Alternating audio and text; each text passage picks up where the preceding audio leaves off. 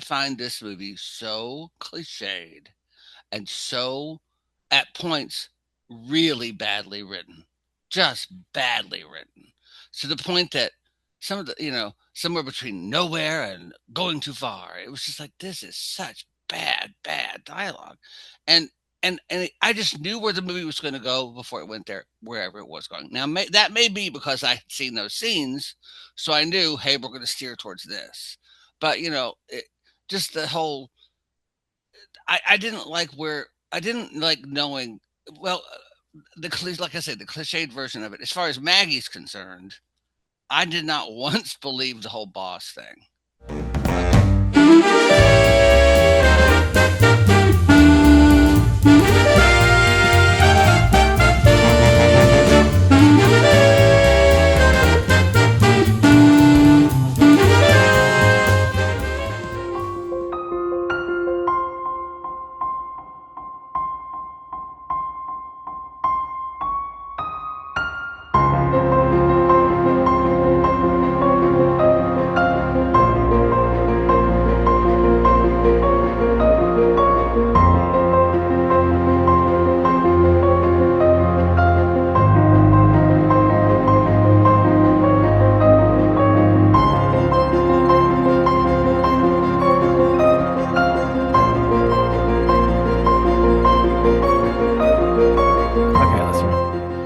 Welcome back, ladies and gentlemen, to the Chicago Cinephiles podcast. I am your co-host, Daniel. Joining with me today is James and our better half, Steven. Welcome back. How you doing today, fellas? Good. Looking forward to this big game coming up Sunday. Yeah, it's quacked up to be. Yep. Can I leave now? I'm only watching it for the commercials. This is why Steven wasn't here, because he can't handle James's puns anymore. We scared him off. Almighty, help me, Jesus. Oh, God. Well, we got some cold weather here, and pretty much all over the whole country. So y'all just, if you're snowed in when this comes out, what better thing to do than sit here and listen to us talk about movies? Let's hope two straight people and a homosexual talk about film. Here we go. Especially if the power's out, you have no other options, because then, power's out. How they watching this? Hey, on their phone. Well, maybe until the power. They're going to choose this over their phone. I have no way to yes. get the battery. Yeah, I mean, this or silence, I would listen to a podcast. Yeah, this or silence, I would listen to a podcast. No, honey. Alrighty, so today we are doing $1 Million Baby. That was the one that won our wheel last week. So we are going to dive right into that. But before we do have some announcements that pertain to entertainment that I do want to go over. Regarding the first one is, unfortunately, we want to acknowledge the passing of Christine O'Hare just now. Catherine O'Hare. I'm sorry, I want to say Christine. Sorry, Catherine. For me and James, that's like our mom from Home Alone. I know Steven knows her a lot more things, but for me, it's like Home Alone was where I knew her. Like, that's where I really knew her the most from, obviously. And Schitt's Creek. She was incredible in that. I got saved by a Ballotron from Bonham and Bailey. The baby, it's the baby. I wonder, because she didn't go to the Golden Globe, so I wonder if she was sick. Maybe might have been. They haven't released it yet. I mean, obviously, she will forever be to me. What is it in Waiting for Guffman? Ron and Sheila. The standbys, the workhorses. I call them the Lunts of Blaine. I mean, they're just like they're this community theater couple, and she always, whenever she's on stage with somebody, she says their lines, mouths their lines. So you surprise, am I late? I didn't know you'd be here. So she mouths their lines as she's looking at them. It's the funniest thing you've ever seen in your life. And then she gets really drunk. Oh my God, every one of Christopher Guest movies, she's genius in. She's just genius. But that's the one that kills you, Ron and Sheila. I tell you, the remarks that she gave about John Candy in his documentary was fantastic. So if you haven't watched that documentary, please do so. Also, there's no one like her, so it's a real loss. It's a true loss. No. Also, on a more positive note, the Congress came out with their 2025 National Film Registry. They picked 25, so just gonna go over a few of them. I'm not gonna go over all of them. We do have the what we believe to be um, the oldest advertisement that was saved. It was apparently it was like a Chicago like commercial. I don't know why it's 1800s playing commercial, but apparently it was. Um, we also have like a very old silent film from 1896 called The Tramp and Her Dog. Well, that was based on me. Um, White Christmas 1954 was on there, which is obviously a big one. Star choice. The Karate Kid, What? Glory, Yes. Really? Philadelphia, All right. The Truman Show, Okay. The Incredibles, Inception, and the Grand Budapest Hotel. Other ones, Oh, but it's a love pretty that good movie. it's a pretty good list, like of just all. And then Ken Burns' documentary on the Brooklyn Bridge or whatever was the one Oh, of the documentaries that got picked. So that's pretty just cool. oh my god! Just go Which ahead, is one? just go ahead and The play his one that entire started it all. One just that play his started it. just play his entire catalog again. You Like know, just that's the Brooklyn Bridge is when it started his entire canon. So, oh my god! I love that I can finally say the Karate Kid and Philadelphia are on the same level. Alrighty, Wow! so that's a little bit of just stuff going on right now. Wow! But today we are going to hop back and take a time machine to 2004 and talk about Million Dollar Baby. So without further ado, let's hop into it. So Million Dollar Baby, based on a screenplay by Paul Hagee from a 2000 collection called Rope Burn Story from the Corner. It released in January 21st, 2005, so 21 years ago, which is crazy. Stars in the movie are Clint Eastwood as Frankie or Boss, Morgan Freeman as Eddie Dupree, Hilary Swank as Maggie Fitzgerald, and then there are a few other people that got their start. Kind of, I feel like, sort of got their start. Uh, what's his name? The guy from the Avengers, the black Oh yeah, guy. yeah, He was yeah. like the boxer, like the bully or Falcon, whatever. Falcon, yeah. Falcon, thank you. Yeah.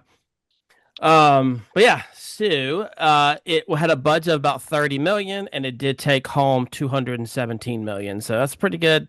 Pretty good. Machine. Pretty good. Pretty good. It was nominated for 7 Oscars and it did win the 4, I think the big 4, I believe what they call it. Best Picture, Best Director Clint Eastwood, Best Actress Hilary Swank, and then Best Supporting Actor Morgan Freeman. God's So, in this movie. So, without further ado, Stephen, give us a quick summary, and then we will hop into the movie. All right. Million Dollar Baby is the story of Maggie Fitzgerald, a determined but inexperienced waitress who dreams of becoming a professional boxer. She convinces Frankie Dunn, a gruff, aging trainer haunted by past regrets, to take her on, despite his reluctance to train women, or as he calls Maggie, even though she's 31 years old, girls. Uh, with Frankie's guidance and the support of his friend Scrap, Maggie quickly rises through the boxing ranks, earning fame and a shot at a championship title. During the title fight, however, spoiler alert, Maggie is illegally struck after the bell, falling and breaking her neck, leaving her paralyzed and dependent on a ventilator. Refusing to live life trapped in her body, she asks Frankie to help her die with dignity, arguing she has had the best life she could ever have had wanted. After initially refusing and battling his conscience, Frankie relents and helps her die, then leaves to find peace, with the story revealed to be a letter told by Scrap to Frankie's estranged daughter, Katie. Ta-da. Awesome. Thank you, Stephen. Okay, so now we're going to move on to what was going on in the year 2004. So you guys buckle up.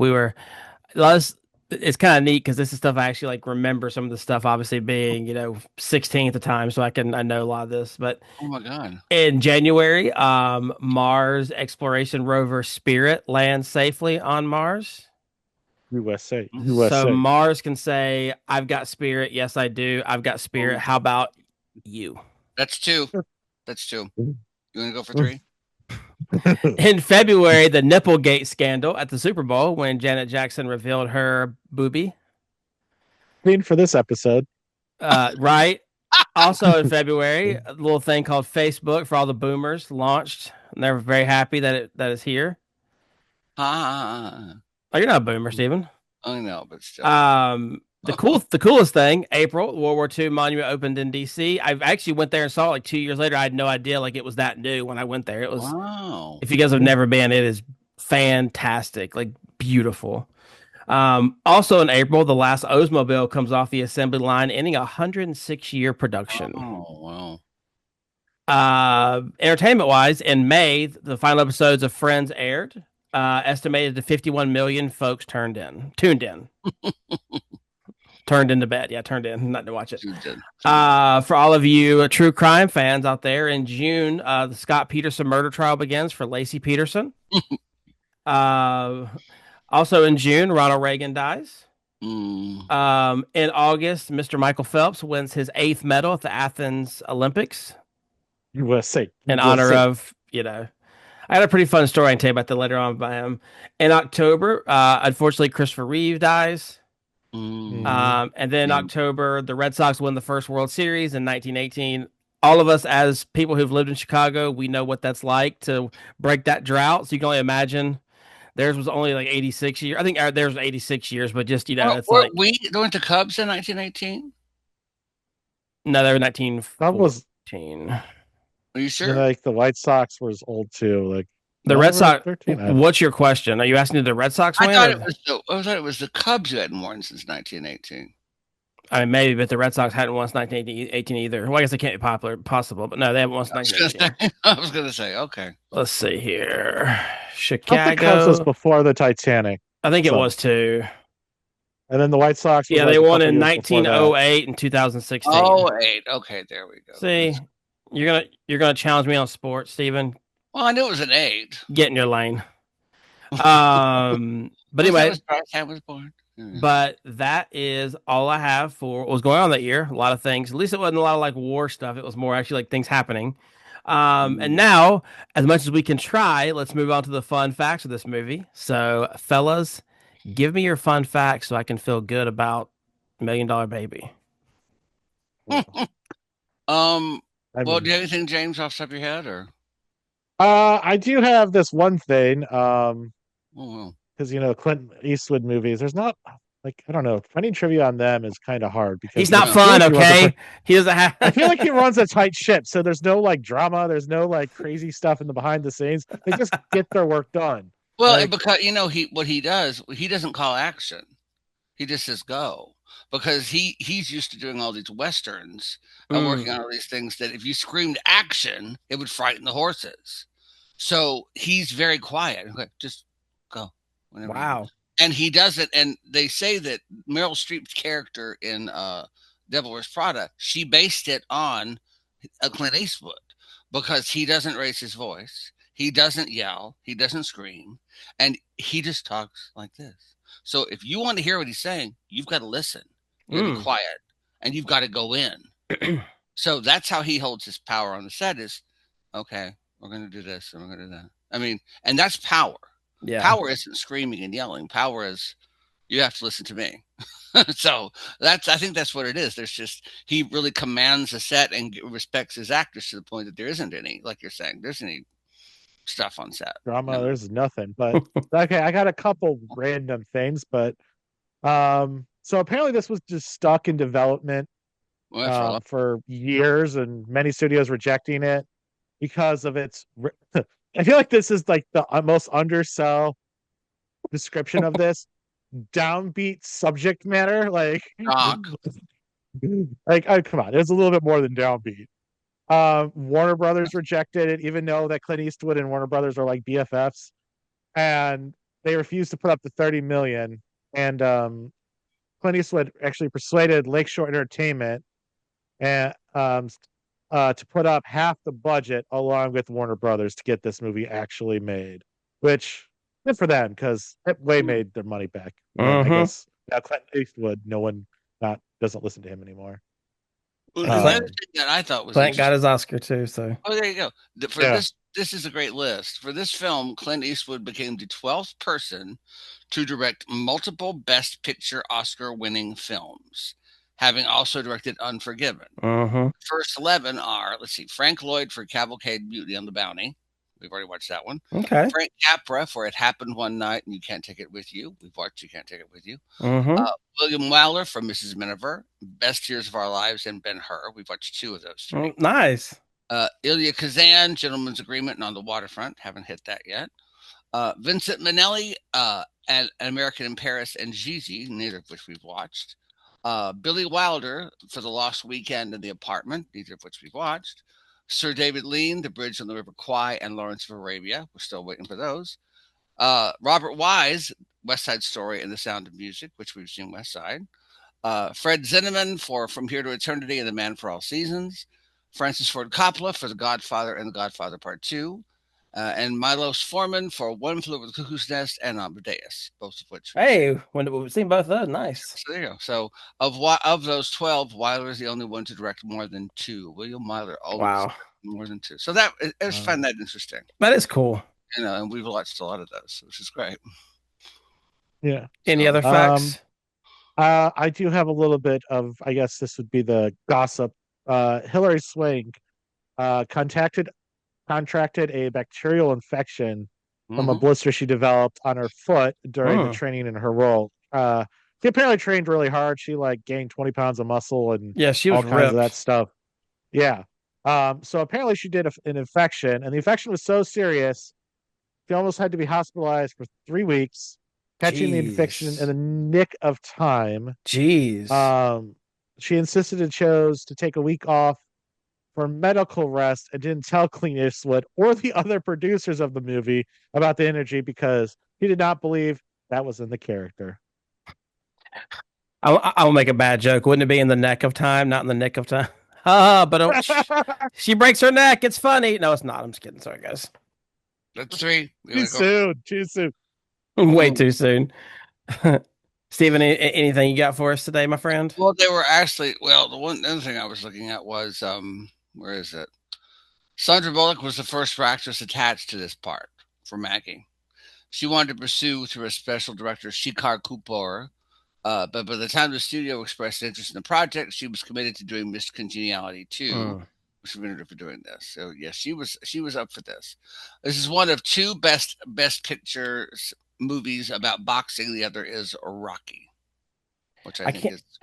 I can't see her being this. Like Sandra Bullock. I cannot see Sandra Bullock be Hilary Swank's character. No, not at all.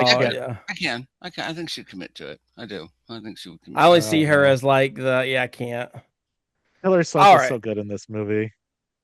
Alrighty, so let's move on to the topics that we have here. So if you're new here, what we do is we just go over some questions, kind of find out, did it deserve to win? Just kind of go a little more in depth about the movie. Obviously, we've already spoiled the movie, so but yeah, just kind of we just talk about it, and then like I said, we give our opinions on it, and then obviously we want your feedback in the comments. So what was our initial thoughts on the movie? I know who's all seen this before. I've seen it.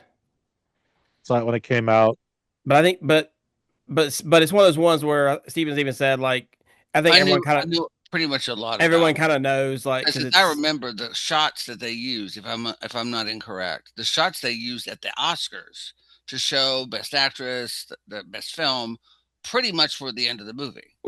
So you kind of knew, even though they kept it a secret before it opened. I kind of knew where it was going to go. Yeah. So I didn't know the movie, but I knew the movie.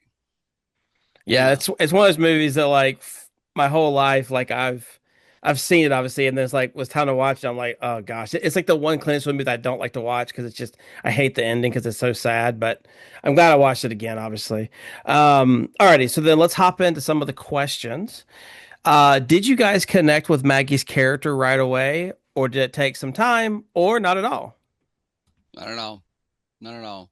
I talked to Daniel about this a little bit. I find this movie so cliched and so, at points, really badly written. Just badly written. To the point that some of the, somewhere between nowhere and going too far. It was just like, this is such bad dialogue. And I just knew where the movie was going to go before it went there, wherever it was going. Now, that may be because I had seen those scenes, so I knew, hey, we're going to steer towards this. But just the whole, I didn't like where I didn't like knowing. Well, like I said, the cliched version of it. As far as Maggie's concerned, I did not once believe the whole boss thing. I was like, every time she called him boss, I went, ugh. Now again, maybe it's just me. Maybe I'm just like in a bad place with it. It did win me over later. Not her and her character, but the movie in places did win me over a bit. But the beginning of this movie, I was like, oh my God. Craggy guy who doesn't want to do girls. And then we get sounds like Steven. Yeah, well, there you go. But you know what I mean? And then we have the friendly black guy. And then we have the girl who wants to do something she's not supposed to do. It was like, this is such a freaking cliche. And you knew every step of the way. He's going to turn. He's going to train her. She's going to be good. You're just like, wow. That just really, I was like, nothing's going to shock me about it. So I was rolling my eyes throughout like the first hour and a half, like going, okay, But, that's just me. I never really got on her side that way. James, what about you? He's going to completely disagree with me. Okay, so this is the problem. Like, Steven, now when you say it, okay, I get your point. I totally see where you're coming from. But when I saw this movie, I was like, I don't know, like 15 or 14 when this came out. And so it's like, I have nostalgia for it. Yeah, 100%. So it's like, I have those goggles. Yeah. And I realized it's like, I did not watch this movie objectively. I just like, I'm going to watch one of my movies that I enjoyed one from my childhood. But like, which is completely valid. Yeah. And I'm biased on Clint Eastwood, so like it's a and quite frankly, who isn't? Because he's not just a great actor and a great director. He's just like the guy you want to go see his movies because you know what you expect. Yeah, 100%.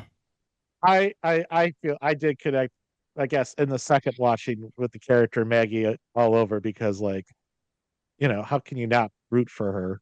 Like, I know maybe some of the stuff was laid on a little thick, but like, how can you not root for her?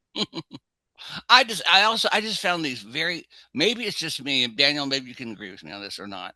I found the depictions of people without money in the South so overly simplistic to almost be offensive. But it's accurate. But yeah, I get you. But everything was so, even with the priest near the end of the movie giving his opinion on whether or not to help her end her life, there were these very overly simplistic ideas of who these characters were, as opposed to digging into them a little bit more. Having what's her name, Martindale, who played the mother, it was just like, wow. There's no shade to that character. There's no shade to her relatives at all. There's nothing to be of any empathy. There's just this negative sense to it. And I just was like, wow, it doesn't, it's all so we're getting on her side, getting on Maggie's side, which is the point of the movie. But she was a pretty terrible mom, though. Let's be honest. Yeah. But but we've all, but there's got to be a sense of, I don't know. It just, I felt like it was laid on so thick. You're like, whoa. Which is worse, this or the Boston accent and The Departed? The Boston accent is much better. In Departed. Okay, I can't speak about the Southern thing, but like, see, like, I don't know if I come at it because I know this is a Clint Eastwood movie because, like, Clint Eastwood, don't attack me, Daniel. But like, Clint Eastwood's like the characters are like a lot of them are very plainly spoken, like. So that's kind of where I think of a Clint Eastwood movie. It's like there's more simple and it's more black and white versus other directors like, Well, I think Clint Eastwood does a good job of making his character very gray and everyone else black and white. Because like you look if you look at like Gran Torino, which is never going to win anything, but I actually love that movie. Like it's very black and white, who the bad guys are, who the good guys are, and then he is at the beginning of a movie racist and hates everybody in the neighborhood, and then at the end he ends up going and saving the Chinese people or whatever. Like it's just great. So or Hmong people, sorry, but yeah, But yeah, no, I think I could, yeah, I mean, it's definitely, do you think he does that to like not amp himself up, but maybe just to emphasize his character more? Because this character was kind of gray too. At I think first, that's his he's a, acting style. I I think think that so really too. is. Yeah, because He even is like his. Dirty Harry, you think about it, it's like he puts a gun to to a man that doesn't have a gun and said you fell unlucky. You're feeling lucky, punk. But um, to say that guy doesn't have a gun is really an oversimplification of that scene. He's just tried to kill all these I people. know, Now he's got, so he's I got a know. gun. You know, did you fire? I don't know if you're It's thinking, not visible. did you fire 5 bullets or 6? Well, do you feel lucky? Well, do you, punk? I mean, just the best. You know, especially for that point in history where a lot of people are getting hurt in New York, especially to have this character. The same with Death Wish, like to have this character come out and go, "No, we're going to fight back." That's what that movie really was about. So yeah, but that's who he is. He's a very gray person as an actor and as a human being. He's a very gray. You know where he lands. You know he's a good person, but he's not gonna pontificate about it. He's just gonna do it. You know, that's who he is. So I don't know. That's what I feel. Yeah, so for me to answer the question, I did connect with Maggie's character, and maybe this is a different side that I can share that you guys, no offense, I don't think have experience with, but the whole sports realm. Like I have been told my entire life I'm not good enough. I was never the best pitcher, never the best player, anything. And I ended up getting a scholarship to go play baseball in college. And so it's like I kind of just want to be like suck on those lemons, like I was the like best pitcher, but it's a different whole thing. I just like so I can totally relate to that, just never giving up, being told you're too old, like being told X, Y, and Z. Like I can totally that's to me, I think that's why I relate to her so much because like I had to work my tail off in college to be able to pitch for the team, whereas the another guy may be able to go and get drunk every night and still be better than me. I couldn't be that. I had to be in the gym busting my tail to just even to be there. And so I pick up on her in that regard because I've, been told no, which kind of leads to the next question is, do we have examples of being told no, but not giving up and pursuing our dream? I mean, this can be anything. Steven, I'm sure you've got examples of the theater, and I mean, I'm sure we all do. And I know James, we know where we work now. That's our dream. So we got lucky. I mean, I've, I mean, I would say this. I would say that my favorite audition I've ever had in my life was from Pegasus Players. It used to be this very big theater, 500 seats, and you had to bring a dramatic monologue and a humorous monologue. And my dramatic monologue was from Normal Heart, which really pissed a lot of people off because it has a lot of gay stuff in it. Tough. I'm doing this monologue, so I did it. And about near the end of the first monologue, of the dramatic monologue, I hear this person, and it's a 500-seat house. They're in the second to the last row. I guess so they can make sure we can project. So I see them go like this. They go, wow. Like this during my dramatic monologue. So then I start my funny monologue, which is hilarious. I've gotten people from New York who talked about it. It's a really great monologue. I did this like switching of gender thing for this thing from the Kathy and Mo show. It's always gotten laughs. Dead silence. Dead silence. So about halfway through it, I see her take my resume and throw it into the seats behind her. God. Like this. And so I burst out laughing. I thought that was the funniest thing I'd ever heard in my life. So I finished the monologue and I went, okay, thank you. And I'm walking out and she goes, we'll be calling you. And I went, oh yeah, I'm going to wait on that call. Oh yeah. Oh, I'll be by the phone, honey. I was like, I'm like, but I think there's something about my personality. When I get insulted, I think it's funny. I guess it's the only thing I have to protect me from getting hurt. Is I have to laugh at it. But you're right. There is a sense of, oh, you don't think I can do this? Okay, pal.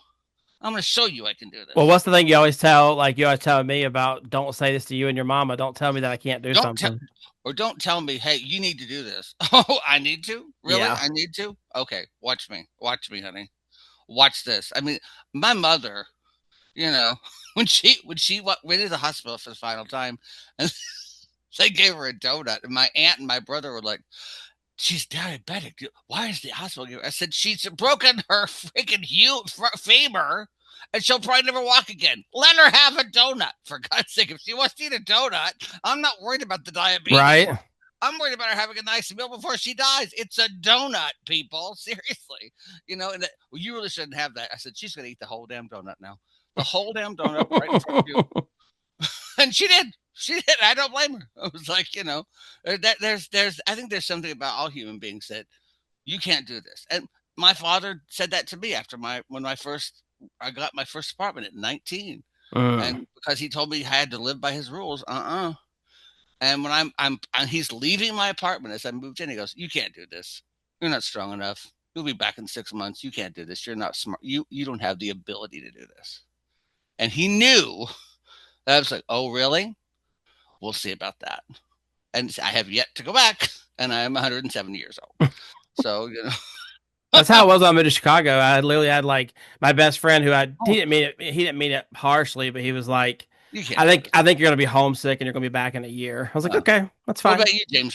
Are you as bullheaded as we are? What about you, bud? I'm definitely stubborn. Like, I can't think of any like. Can we get your wife on here to confirm that? Like, she's probably like shouting, "Yes, yes!" in the back. Yes, is. Hello. Do you need examples? I don't know, like digging in, like I don't know. I guess the biggest thing is like I struggle with writing and writing, and I basically that's one of my weak points.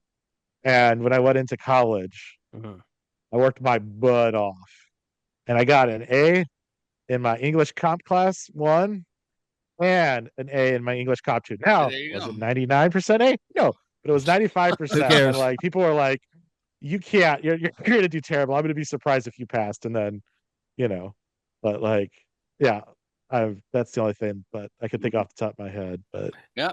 I guess another example I'll say is I didn't have very good grades in high school. I never studied. Like, I didn't study until my freshman year of college. I never studied once.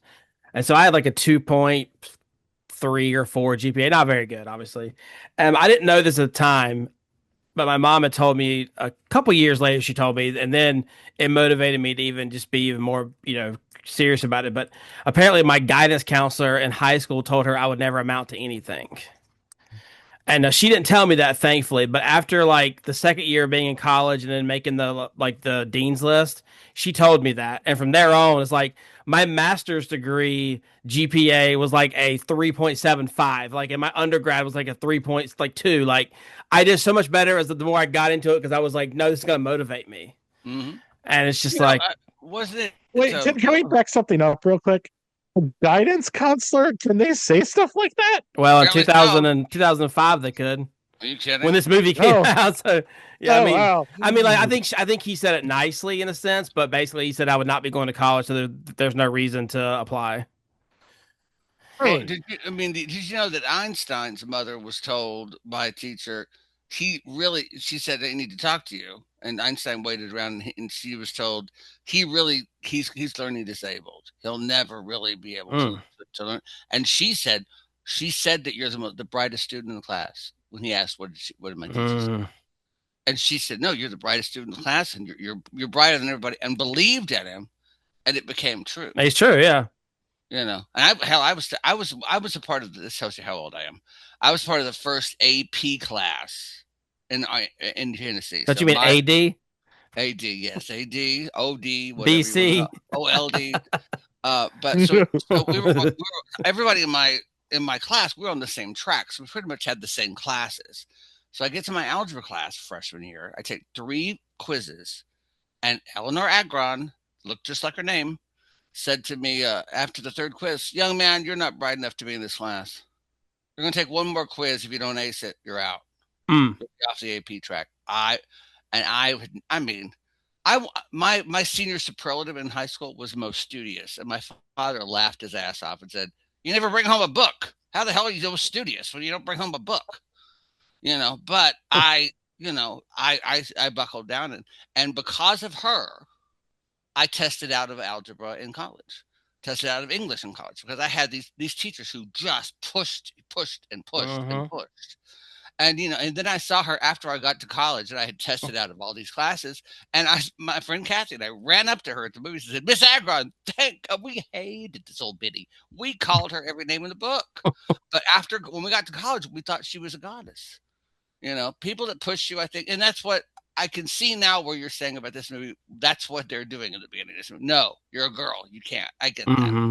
They just laid it on a little too thick for me. For this to be a sports movie, the pacing was pretty slow. Like this reminds me, Steven, you mentioned earlier about it being Rocky. Like it did kind of feel like the sport was second nature, which I appreciate. Like I don't want, even as a sports fan, I don't want all in your face sports. I like for it to be like actual backstory. Yeah.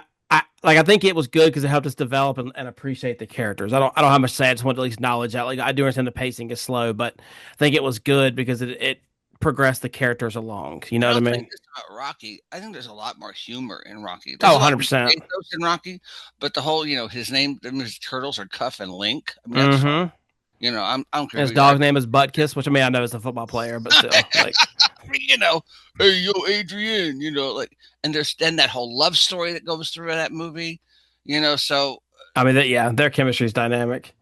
So it's a different kind of boxing movie. This might be a topic that people don't feel comfortable with. If you don't, that's fine. But I think this movie does a really good job of showing that family can come from chosen and not biological always. Amen, brother. Amen. What's wrong with that? Why would anybody be upset about that? I mean, I mean, some of them may not want to talk about it. You know what I mean? Like, but I'll say this, like, they've obviously got really great parents and relatives. Or they don't, or they have terrible family and they won't talk about it. But I will say this: I have a fantastic mother. I had a fantastic dad. He's passed away. But I never had a brother.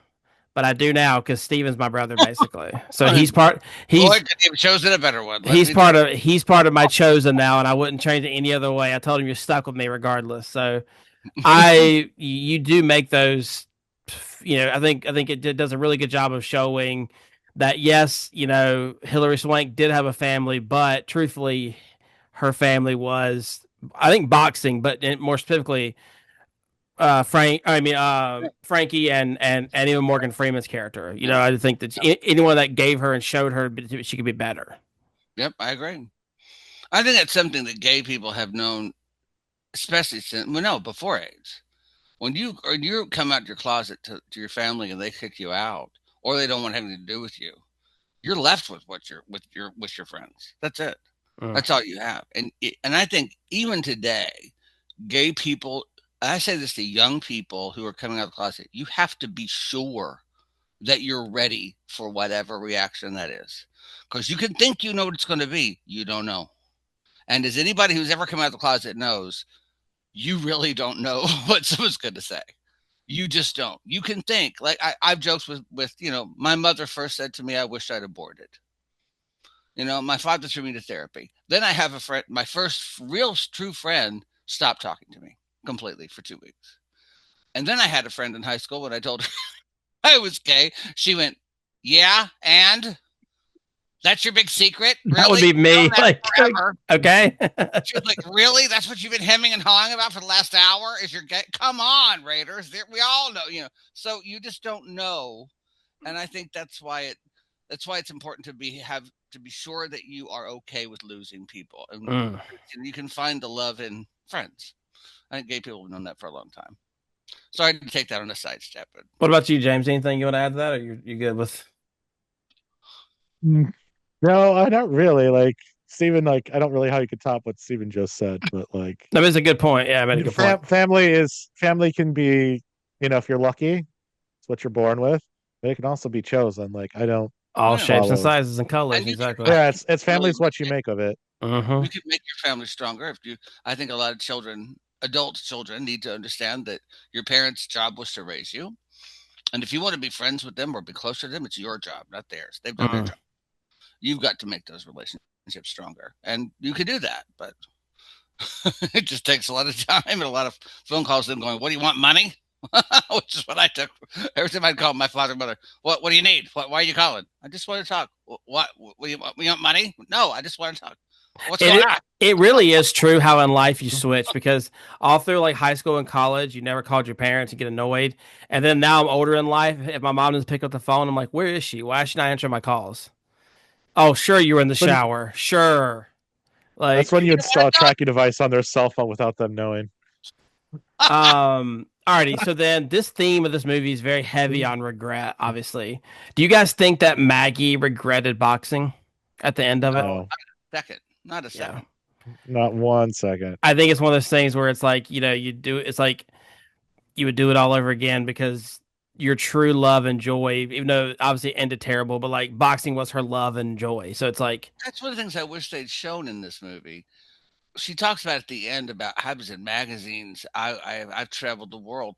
I wish there'd been a little bit more of maybe a small mm, montage here and there to show that, to show how big in the boxing world she became. true, true. Just to see that kind of turn, so we can see maybe that was felt to be too unbelievable of a fast rise, but that would have made us understand, I think, the ending a little bit better, even though she Mm. doesn't talk about it. But that I've had my fame. I've had people calling my name, even though it wasn't my name, which is a nice little dig to him, you And know. then do you think that Frank regretted teaching her in the end No, or he didn't. coaching her?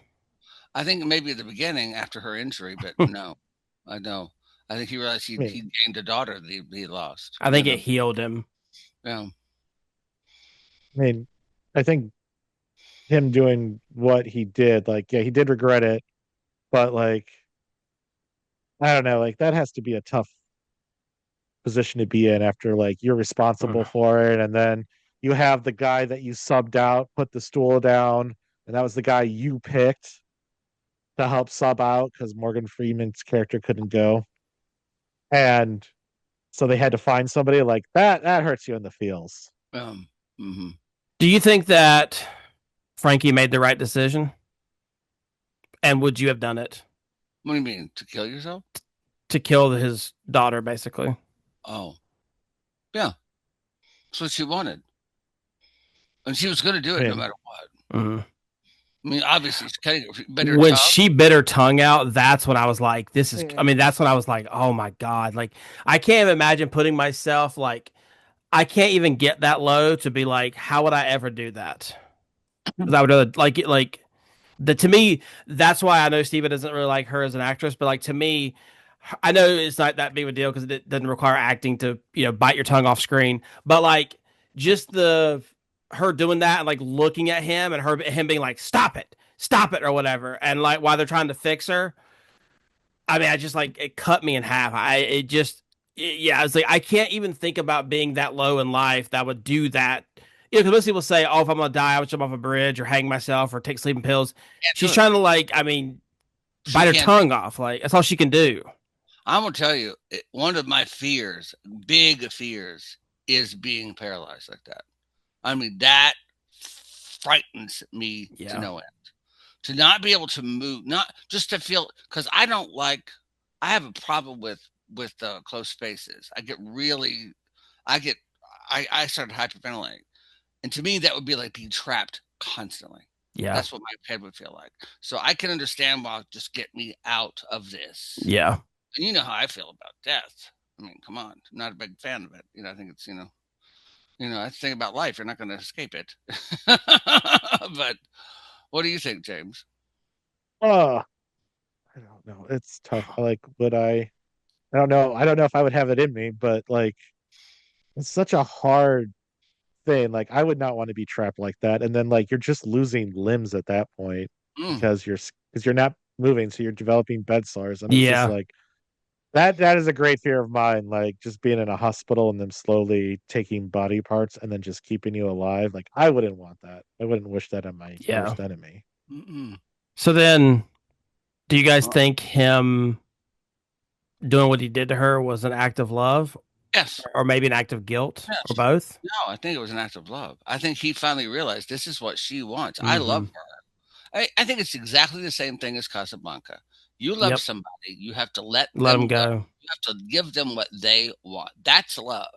Being holding somebody and trying to make them. Well, it's what my father has the best quote about relationships in the world. Write it If you down, have James. if you have to tie up your dog, it ain't your dog. That's just it. If you have to tie this thing up To stay to with make you. it yours, it ain't yours.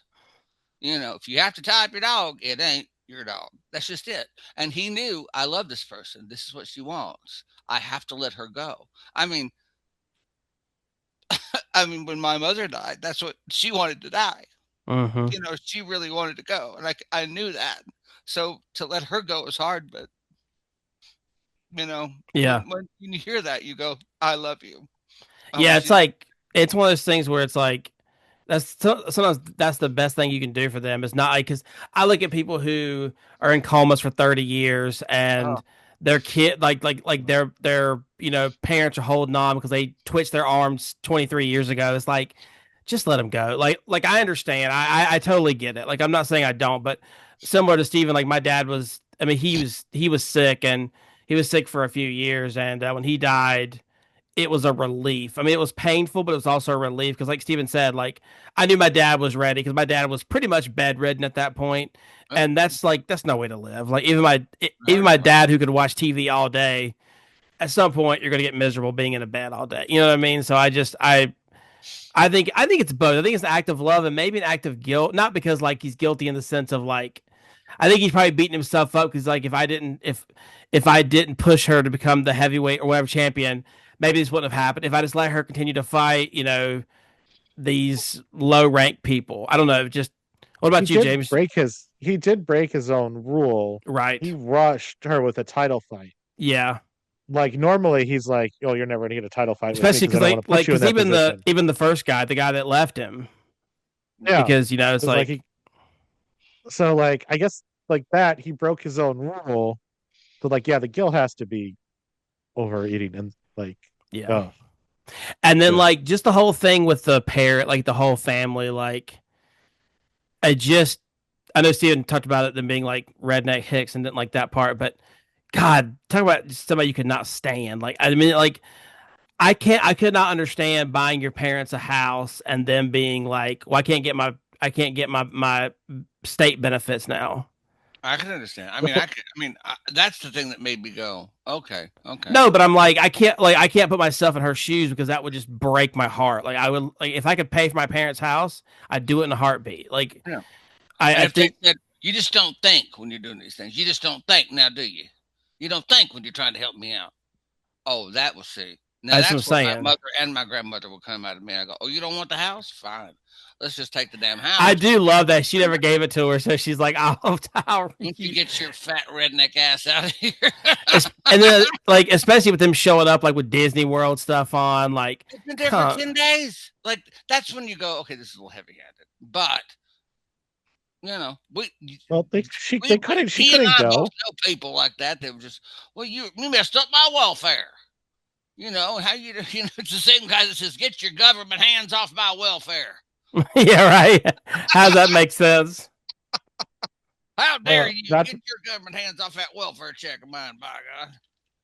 not financial advice, but you should have put it into a trust. You heard it here first, guys. Um, okay. So let's go ahead and kind of wrap it up here because I know we had some strong opinions about the movie, or at some point. Did we enjoy the movie? I'll start. We'll let James go, and then we'll let Steven wrap it up because Okay. I know he was the skeptic of the three, and I want him to get the most floor time because I like to hear his points. Did I like the movie? Absolutely. Is it because of Clint Eastwood movie? Absolutely. Is it because of Morgan Freeman movie? Absolutely. Um, this is one of the first movies I specifically remember actually tearing up and crying over when she hit her head. Like it really Mhm. messed me up because I was like, 16, 18 years old and like, yeah, I wasn't 31 like she was, but like I was playing sports and it's like that could happen to anybody. Like we had our best pitcher get in a car accident. He was paralyzed from the waist down his senior year of high school. Hmm. And so like I just kind of maybe it's because all that was kind of going on, but like I cried. I mean, I'm not gonna lie. I don't think I didn't like sob, but I was so sad.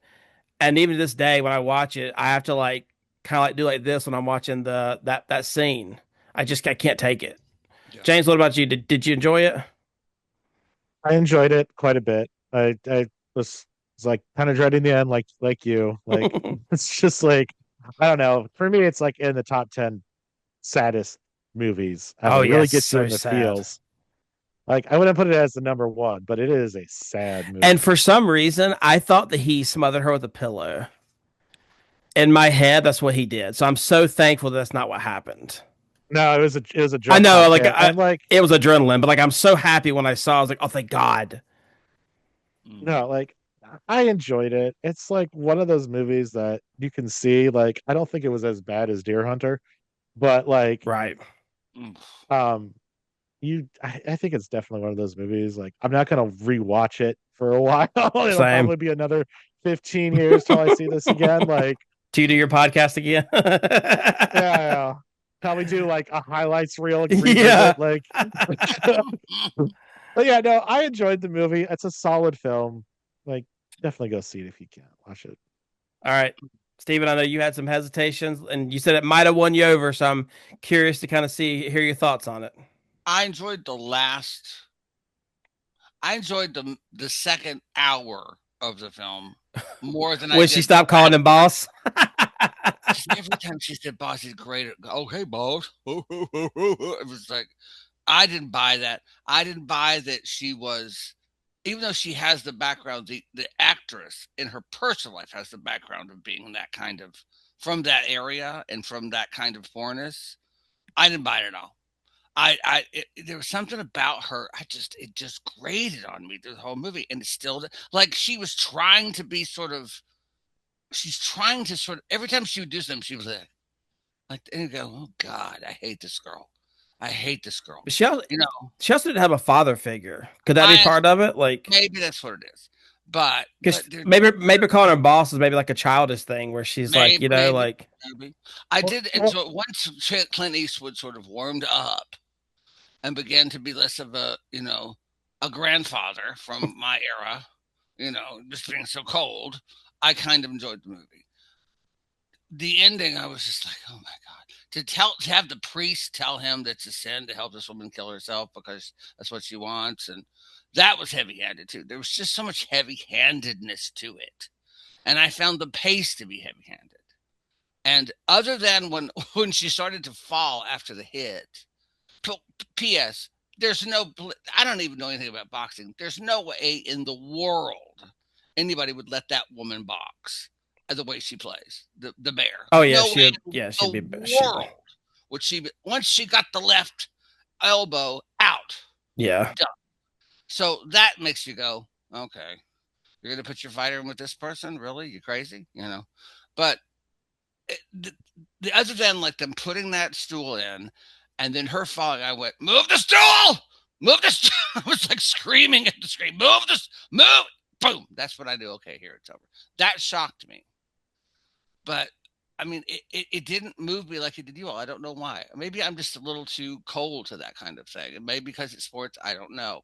But I just kept going, oh, I know where this movie's going. And again, probably because when I watched the Oscars that year, I saw these scenes. So I knew the ending before the beginning. So I knew exactly all the turns it was going to take. So it just sort of ruined it for me. James, you Honestly. wanted to, it's like you wanted to say something. like, well, so sidebar, like with Hillary Swank looking like all that weird. So she supposedly tried to make herself more ugly. Like that was part of it. Like that was part of the Wow. direction, which like I don't know how you can do Why? that with Hillary Swank, but um like but no, like I think a lot of it is me and Danielle has way Ah! more nostalgia Yeah. for this movie than you have. You're coming at Mm-hmm. more fresh eyes. Me and Daniel have a nostalgia for this Yeah. movie. Yeah. And again, it's just, it's something we used to call about Spielberg. There's a real manipulation about this movie. You're being manipulated the entire time. This movie is manipulating you to feel a certain way throughout the movie. Spielberg was accused of that constantly early in his career, which he does very well. And it's not as it's hidden a little bit more in that, I guess. Maybe I don't know, but this movie, you're just like, oh, okay. Like I said to Daniel, it's like when you read certain certain IMDb, summaries of movies. Cranky old boxing master, with his friend who he, and a bright-eyed and inexperienced young girl. Just like I know exactly what's going to happen. So Steven, at that, the end, did you understand why Morgan Freeman was a narrator? see, I told Daniel. I said after I watched half of it, I said, "Why the hell is Morgan Freeman? Why is And he like, doing I that?" just made the joke because his voice He is said, great. But like, I "It's didn't want Morgan to get, Freeman. That's why he's I didn't want to right." give it away though, obviously. But But that part made then sense I at the went, end. Okay, I understand this now. But I would love to know, is that a part of the short story that character is narrating the story? Or is that a choice they made because we got Morgan Freeman? You know, well, how do we make that land? You know, I mean, if you're paid for Morgan Freeman, you might as well get him as the narrator somehow because I you're paying mean, Morgan Freeman money already. You might as well use him. and I just want to say my favorite Morgan Freeman moment in any movie, period, is in the Dark Knight Returns. So you think your client, one of the wealthiest men in the world, You're gonna blackmail him? goes around beating up people at night with his bare fists, and your plan is to blackmail this person? Good luck. It's the best Morgan Freeman scene in any movie ever. And he just sort of like walks away. Or the one that you didn't get the memo. Okay, so I think we've touched on what was going on. So now let's talk about should it have won. So as we always do, IMDb gives it an 8.1. This actually is a year I've actually seen all these movies. Really? Which is I am floored because this is back whenever this was back when the local movie like Blockbuster would have these like rent 2 get 3 free deals on like movies like a year or two old. So like I ran through all these because it's like 06 when I was in high school. Like I know it came out 04, but like 06 when I was anyway. So Main Object got 8.1. The Aviator got a 7.5. Finding Neverland got a 7.6. Ray got a 7.7, and Sideways got a 7.5. Stupid Marlowe. I will say I am happy that it won. I don't have a strong opinion on it, but I am happy that it won. I do like The Aviator a lot. That's a good film. Like it's like it's got Leo, it's got Martin Scorsese. Like you would think it would hit, like but like I mean, according to IMDb, which I know is not gospel, they got it right. But I mean, I know Steven says it's a cliche movie, but for me, a dumb teenager at 16 who didn't know anything about musicals or whatever, this was groundbreaking or shocking to me. Most times sports movies are we're going to win the gold, yeah, and that's it. It's not I'm going to end up killing my daughter who was a boxer. Like so for me, I think it should have won just because I do think that Morgan Freeman, Hilary Swank and Clint Eastwood they acted pretty well in my opinion, but that's just me. Steven, what do you think? I would say I don't of all the nominated movies, I guess I'll let it go. If it was going to be a non-nominated movie, I would say go with The Incredibles that was released that year. That was a good one too. I mean, The Incredibles is a great movie. Or Lord of the Rings, Two Towers. Or Spider-Man 2. Just kidding. Spider-Man 2 is good. They're talking about it's really good. Yeah, it's really good. It's really good. But it's probably one of the best superhero movies. I guess you're right. But not Spider-Man 3 where he dances around with a black outfit on. What about Green Lantern? The Green Lantern movie, which we'll fix that. The one that you basically walked out on. I used to go with my friend Karen all the time to movies, and after we watched the Green Lantern, she goes, "You're not allowed to choose a movie for the next year." Steven, what movie did you guys go watch where your friend screamed, "This sucks"? Oh, it was the third X-Men movie. We had an opening night. I was in this play. I was doing oh my God, the guy that played Baloo. We were doing Jungle Book, and so we're all watching this, and it was when Kitty Pryde shrinks down and the Juggernaut's trying to grab her, and he goes, "I'm the Juggernaut, bitch." And my friend in the middle of the place, no, that was one of them. It was when it was an Iceman and Pyro were fighting, and Pyro's about to burn Iceman. He goes, "You should go back to school." Pyro says that, and then Iceman freezes him and goes, "And you never should have left." And my friend in the middle of this opening that goes, "This sucks." And the whole place exploded just like, yes, you never should have left. This sucks. Oh, X-Men movies should not. They're hit or miss. Yeah. Oh my God. What about you, James? Okay, so I love Spider-Man 2. That should have been nominated. I don't know. Like Sideways, did this movie take an entire wine category? No. Yeah, right. There you go. I was going to say Sean. She was whining, but I don't know if that counts. Yeah, but like Merlot was the number one wine at that time in America. True. Boom. No, I think it should have won. The other movie that I would like shout out would be Shaun of the Dead, because that is such a great, great movie. Like Shaun of the Dead, but yeah. What do you want? But no, I definitely think, if I'm being objective and not ridiculous, $1 Million Baby should have won, because like that year, like Ray was pretty good, Finding Neverland, The Aviator, yeah, but like no, 100%. Yeah, this kind of felt like a above everything. Yeah, because like you could have good movies, but this just felt a little bit better. Not like top 10 worthy good, but just like that little bit of extra. Yeah. But alrighty, y'all. Well, on that note, we thank you guys so much for this part of the portion. Now we're gonna pull out the old Wheel of Fortune and find out what be a movie I like. Steven, come on, nothing sad. Let's get. We've had like 12 musicals. You should.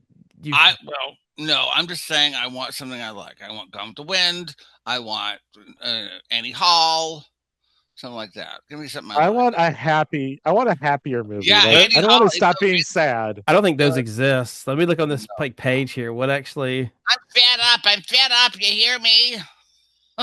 I mean, we're probably gonna get like Schindler's List now because you're wanting something. Oh my god, no! Here we go. You ready? We're gonna spin it. Hold me. I mean, I am looking. We don't have that many more like good ones. Shut up. We are 1996. The English Patient. Oh my god! Never seen it. Never heard it. I've watched this movie and I don't remember it, and I didn't want to remember it, and I don't want to. I've never even heard of it. Oh, Juliette Binoche. Oh my god! I don't know who that is. The English Patient. Okay. I saw a part of it, and I think it's a romantic war film. Juliette Binoche, isn't it? It's got to be Juliette Binoche. Oh my god. It is. Yeah. Oh gosh. But Steven, this could be one I think all three of us might not like. 4 years old. It's like 4 years long or something like that. It takes 4 years to watch it. Are we gonna? 2 hours and 42 minutes. That's not bad. We've had worse. Let me see what IMDb rates it as. They give it a 7.4. Oh, the English Patient. Oh, it's got what's his face in it too. What's his name? I know the male actor. Oh, yeah. Just for reference, Ralph Fiennes or Fiennes or so. Yeah. And I know William Dafoe as well. IBMD scores for this year all scored higher than this movie. Really?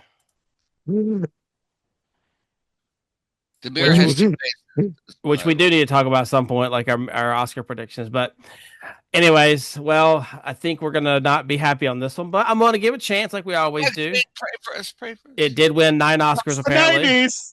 It did win 9 Oscars, so apparently I'm going to give it a shot. I'm not going to just like, I'm not going to judge a book by its cover. But with that being said, if you made it this far in the video, we thank you. And please do give us a comment, like, and share. It really does help. Let us know in the comments below what your thoughts were on the movie. And until next time, this is the Chicago Cinephiles Podcast, signing out.